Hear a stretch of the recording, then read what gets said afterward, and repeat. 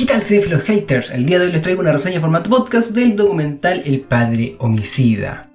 Para serles sinceros, no es necesario hablar del caso policial propiamente tal para hablar del documental, pero prefiero adentrarme en eso ya que encuentro que es un tema mucho más interesante que el documental propiamente tal. Ya se darán cuenta que no tengo la mejor opinión de él, pero las críticas cinematográficas las dejaré para el final. Sin embargo, quédense porque este es un caso bastante interesante. El Padre Homicida, el caso Watts, un documental que nada tiene que ver con las mermeladas. Pésimo chiste, pésimo. Pero bueno, este documental nos cuenta la historia de uno de los crímenes más horribles conocidos en Estados Unidos. Aunque en verdad en este país hay millones de crímenes horribles al año, o incluso al mes, o incluso al día. Pero este por algún motivo fue bastante bullado. Probablemente porque se trataba de una familia blanca y bien acomodada que vivía en un barrio residencial. Lo más probable es que en los barrios pobres hayan crímenes iguales o peores que estos, pero no tienen tanta resonancia. Al fin, esto no es una crítica social. Este es un canal de cine, no de misterio, así que no sé muy bien cómo abordar el caso, así que voy a invitar a los youtubers de misterio. El 13 de agosto de 2018, Shannon llega a su casa. Una amiga de ella la había... No, mentira, no puedo hacer todo el video así. Pero bueno, el caso policial se trata de lo siguiente. El 13 de agosto de 2018, Shannon llega a su casa. Una amiga de esta la había dejado en las puertas de su hogar, ya que ambas llegaban de un viaje de negocios. En los días sucesivos, ni su amiga ni familiares supieron nada de ella, por lo cual se preocuparon y dieron aviso a la policía, quien la fue a visitar a su casa. Y aquí ya aparecen las cuestiones más extrañas del caso, ya que para ese entonces la alerta fue dada por una amiga y no por el esposo. Y esto es raro porque ambos vivían juntos. Su esposo se llama Chris Watts, por si acaso. Y es más raro cuando se dieron cuenta que no solamente faltaba la esposa, sino que también las hijas. Y aún así el esposo que vivía con ellas no se preocupó o no fue quien dio la alarma. Esto ya nos da un indicio para sospechar de él. Pero hasta ese momento no tenía ninguna evidencia en su contra más que un actuar errático y bastante extraño. En fin, como les decía, la policía fue a su casa ese mismo día y el propio Watts los hizo pasar para que registrase e investigasen todo. E intentaba parecer preocupado. Digo que intentaba porque si ven las imágenes del documental se van a dar cuenta que el tipo pone caras muy raras. Esto es como cuando alguien los graba para que hagan algo y como no están acostumbrados a ser grabados actúan de forma rara. Hacen gestos extraños y no saben dónde poner las manos. Así se le veía, como que era muy evidente que estaba más incómodo que temeroso o que preocupado. Sin embargo, no tenía nada en su contra, a pesar de que ya se oían voces que lo apuntaban a él como el posible culpable de sea lo que sea que estuviese pasando. O al menos así fue hasta que apareció una joven mujer quien resultó ser la amante de Watts, lo que ahora les da un móvil.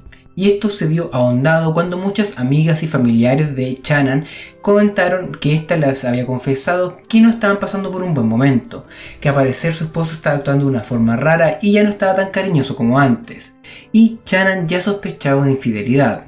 Ya con esta nueva evidencia la policía se sintió un poco más segura de ir en contra de Chris y lo empezaron a acorralar y a cuestionar e incluso lo sometieron a la prueba del polígrafo el cual arrojó que mentía en muchas de las cosas, como por ejemplo cuando le preguntaron si sabía dónde estaba su mujer e hija. Tras la presión y todo lo que tuvo que vivir, Chris terminó confesando. Y lo que pasó es que aquella noche del 13 de agosto de 2018, Watts asesinó a su esposa tras una discusión en la que ella lo encaró y lo amenazó con dejarlo. Aunque los motivos de tanto del asesinato como de la discusión nunca fueron del todo aclarados por el condenado. Así que la teoría más aceptada es que eran los problemas de pareja, ya que supuestamente Shannon habría descubierto esta infidelidad aunado a problemas económicos. Pero como les digo, el condenado, si bien confesó el crimen, nunca confesó sus detalles. Entonces siempre, hasta el día de hoy, queda con una aura de misterio. Y sin lugar a dudas, lo más escabroso fue el cómo llevó a cabo este asesinato. Chris estranguló a su esposa y la fue a enterrar a un recinto abandonado. Sin embargo, en un principio no tuvo la valentía, suena raro decirlo así, de estrangular a sus propias hijas, entonces las llevó con él. Es decir, llevó a sus hijas en el mismo auto donde llevaba el cadáver de su esposa y las llevaba al lugar donde lo iba a enterrar. Esta cuestión es demencial. Y una vez en el lugar, ahí sí estranguló a las hijas y las enterró junto a la madre. Era un lugar abandonado cerca de una petrolera o algo por el estilo. Los escabrosos detalles de este asesinato le valió a Chris el apelativo de el monstruo de Denver. Sobre todo porque Chris se veía ante el público como el hombre perfecto, buen marido, buen padre, trabajador, qué sé yo, y nadie se esperaba que hiciera algo así. E incluso del documental dejan entrever que ni siquiera la misma esposa se lo hubiera esperado. De lo contrario se lo habría comentado a alguna amiga, o si es que hubiese sentido miedo de lo que él hubiese hecho, hubiese arrancado con sus hijas y punto. Entonces de ahí viene lo escabroso, a mi parecer, de este crimen, y es que nos hace cuestionarnos quizás con cuánta gente loca o potenciales asesinos convivimos a diario y no nos damos ni cuenta. O por lo menos yo creo que por ahí va el apelativo, porque como les digo, Estados Unidos está plagado de este tipo de homicidios y delitos escabrosos. Entonces, lejos, uno de los aspectos más interesantes del documental es la personalidad del asesino y su psicología. No es casualidad que se escriban millones de libros, películas, documentales o series sobre este tema, ya que resulta bastante atractivo y tal vez sea por un dejo de morbo. Por alguna razón nos llama la atención el meternos dentro de la mente de esta gente, saber quizás qué pasa por la cabeza de un psicópata, un sociópata o un asesino en serie. Y esto lo menciono porque aquí ya comenzamos con la crítica del documental propiamente tal. Y es que precisamente se salta u omite los aspectos más llamativos e interesantes, ya que no ahonda ni un poquito en la psicología del asesino, que es lo que más nos gusta ver a nosotros. Es decir, el tipo mató a su familia a sangre fría, luego mintió descaradamente a policías y amigos, y cuando lo acorralan, confiesa y difícilmente se puede advertir un arrepentimiento. O sea, el weón era un psicópata en su máxima expresión, un sociópata de tomo y lomo. Sé que los conceptos clínicos no son lo mismo, pero me da lo mismo, no soy psicólogo así que los puedo ocupar mal sin sentirme culpable. Entiendan que si en una obra de ficción viésemos a un personaje así, diríamos, no, que esto es muy fantástico, nadie puede ser tan frío, nadie puede ser más malvado. Pero sí, puede ser, ya que esto sucedió en la vida real. Y no solo eso, sino que todo el actuar o ciertas dinámicas o el cómo se comportaba estaba grabado en diversas plataformas, las cuales eran de libre acceso y cualquiera podría ver y comentar. Es decir, era el sueño húmedo de cualquier forense que le guste comentar estos tópicos. Pero simplemente lo pasan por alto, dejando una sensación de vacío o de poca profundidad. Siento que me faltó ver esa parte más clínica que por alguna razón nos llama tanto la atención. Y este problema en verdad es más el síntoma que la causa, ya que este aspecto que les menciono se ve intensificado por otros aspectos. La narrativa. Y aquí debo detenerme un poco, porque para que puedan entender mi idea.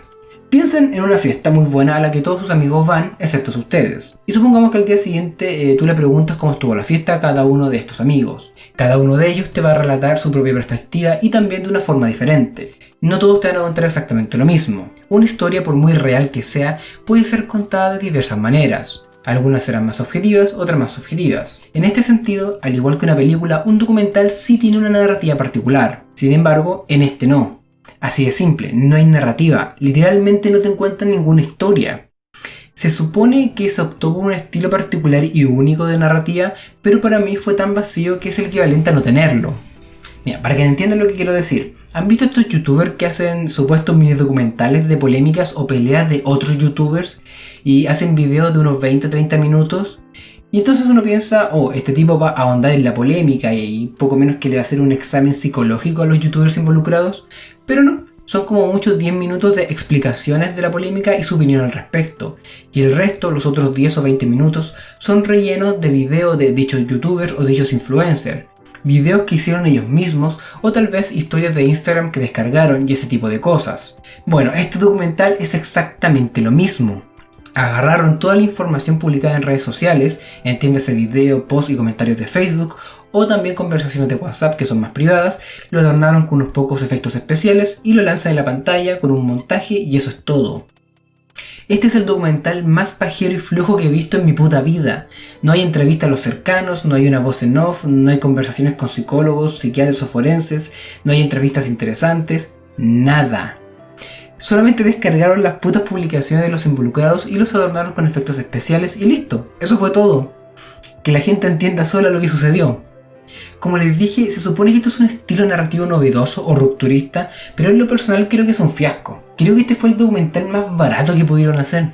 Incluso sacaron tantas cosas de las redes sociales de las víctimas como del culpable que en un punto creí que abordarían el tema precisamente desde las redes sociales, cómo el internet puede afectar nuestra vida privada. Y hubiese sido una perspectiva novedosa, interesante, un poco extraña tomando en caso de se trata de un asesinato, pero hubiese sido interesante o a lo menos habría un intento de narrativa, pero ni siquiera hicieron eso. De hecho, si quieren enterarse del caso con mayor profundidad, les recomiendo googlear el monstruo de Denver y les puedo asegurar que en YouTube van a encontrar muchos más videos, mucho más profundos e interesantes, que ahondan en el detalle de los hechos del asesinato o en la psicología del asesino. Y créanme que son mucho más completos que el documental que vimos, a ese nivel. De hecho, como ni el documental tiene conclusión, me cuesta concluir este podcast, ¿qué más puedo decir? Así que voy a finalizar con una pequeña reflexión. Pero ojo que esto es algo que pensé yo mientras veía el documental, ya que el documental ni siquiera se digna concluir la historia. Si antes de verlo alguien me hubiese dicho que hay un documental que se sostiene solo con las publicaciones de una persona en redes sociales, yo habría dicho que es completamente imposible. Sin embargo, sí se pudo. Lo cual me hizo cuestionarme quién cresta sube tantas cosas a redes sociales, sobre todo cuestiones tan personales e íntimas, ya que por ejemplo grabó cuando le informó a su esposo que estaba embarazada por tercera vez. Creo que no mencioné ese detalle, sí, cuando asesinó a la mujer está embarazada. Otro dato para considerarlo un monstruo. Y luego de ver el documental me puse a investigar por mi propia cuenta y descubrí que Shannon era vendedora, por lo que era muy activa en redes sociales para atraer compradores. Y en verdad sí tenía más sentido.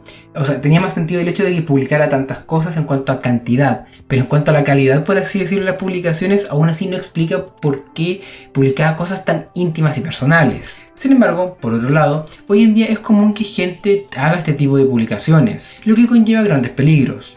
No solo la exposición propiamente tal, que de por sí ya es un peligro, sino que también que mucha gente del público, por así decirlo, se siente con derecho a opinar sobre tu vida privada. Se pierde esa sensación de privacidad o intimidad.